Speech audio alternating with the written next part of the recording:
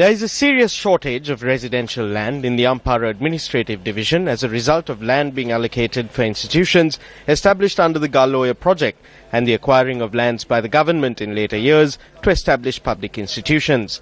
The Ampara town also comes under the purview of the Ampara Divisional Secretariat. A large area of land belonging to the Gal Oya Northeastern Sanctuary is located a short distance from the clock tower in the Ampara town, and as such the area is governed by rules and regulations enforced by the Department of Wildlife. Against this backdrop, the last land kacheri for residential purposes for low-income families, middle-class families, public sector employees and others in Ampara was held in 2011.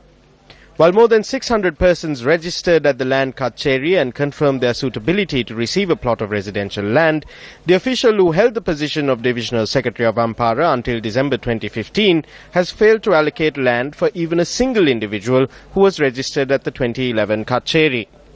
However, during this period, politicians and businessmen have been able to acquire land within the limits of the Ampara town on the recommendation of this official. The only area of land that is still available from the land that was originally selected for the 2011 land kacheri is a limited area located in the Karangolla Grama-Niladhari division. The current divisional secretary has taken steps to ensure that at least this plot of land is allocated for persons registered through the land kacheri.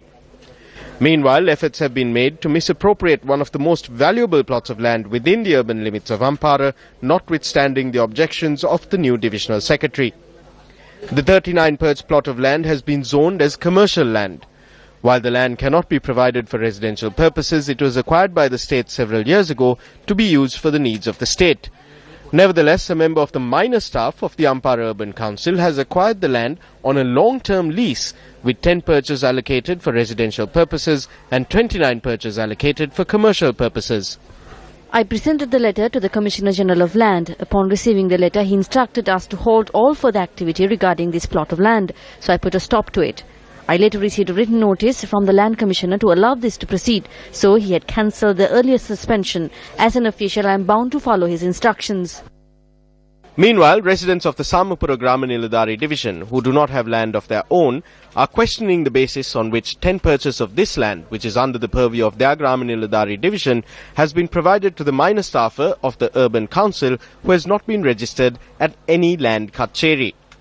Given that the minor staffer of the Urban Council is not a businessman, it is also surprising that he has been able to lease 29 perches of commercial land. This individual has already paid the total lease amount for both plots of land, amounting to 1,142,400 rupees.